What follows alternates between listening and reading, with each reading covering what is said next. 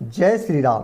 प्रिय मित्रों, आज आप लोगों के लिए एक चौपाई, बहुत ही खूबसूरत चौपाई उत्तरकांड का ले आया हूं। और यह चौपाई है दोहा संख्या 51 का दूसरी चौपाई। और यह चौपाई इतनी खूबसूरत है कि इस चौपाई को आप श्रद्धापूर्वक श्रवण करेंगे और यदि उसका भाव और अर्थ को समझ लेंगे तो आपके हृदय में प्रभु श्री राम जी के प्रति अविरल भक्ति उत्पन्न होने लगेगी। और आप इस जीवन में यदि इस चौपाई के अनुसार भी चलते हैं तो जो है कि आपका जीवन धन्य हो जाएगा। तो चलिए, इस जो है कि बहुत ही सिद्ध चौपाई है मित्रों, इस सिद्ध चौपाई को पहले श्रवण करते हैं, फिर इसका अर्थ भी आप लोगों को बतला देता हूँ।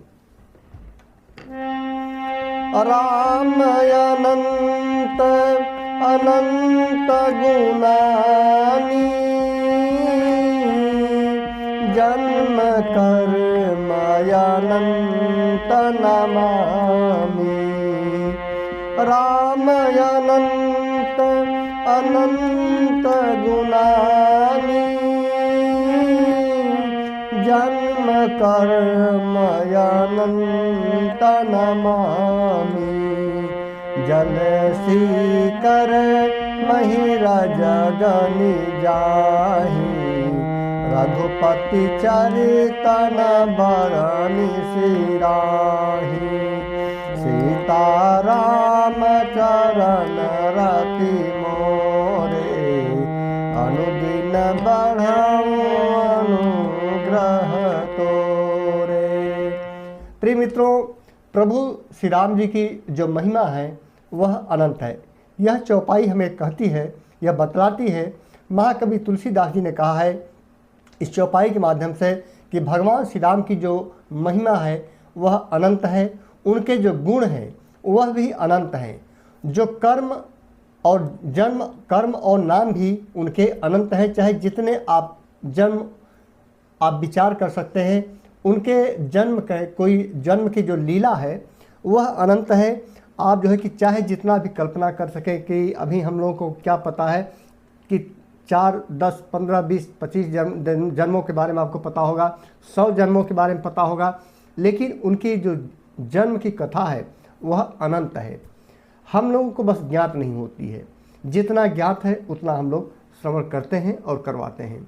लेकिन उनके जन्म की कथा भी अनंत है, उनके नाम की कथा भी अनंत है, उनकी महिमा भी अनंत है। और यही नहीं, जल की बूंदें, जैसे जल की बूंदें और पृथ्वी के रज चाहे गिने जा सकते हैं। इसमें लिखा है कि जल सीकर मही रज गनी जाही। चाहे अब जो रज है, धूल है पृथ्वी की, चाहे एक एक धूल को आप गिन सकते हैं, लेकिन प्रभु के महिमा, चरित्र, नाम, गुणगान को आप चाहे जितना भी कहें वह कम ही है।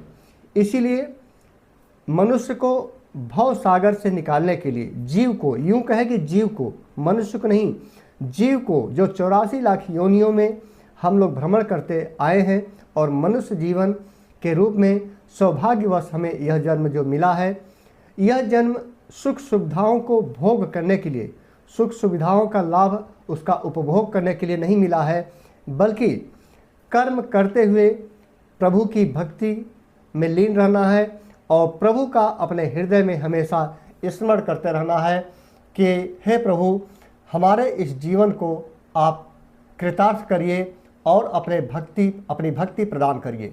क्योंकि मित्रों, जो भी देवी देवता प्रभु श्री राम जी से मिले हैं, जो भी संत महात्मा मिले हैं, वे सिर्फ यही चाहते हैं कि प्रभु की हमें भक्ति मिले। तो यदि भक्ति आपको मिल गई प्रभु की, तो आपके अंदर ज्ञान का ऐसा प्रकाश होगा कि आपके अंदर छल, कपट, मोह, माया, अहंकार सब कुछ दूर हो जाएगा ज्ञान के प्रकाश से।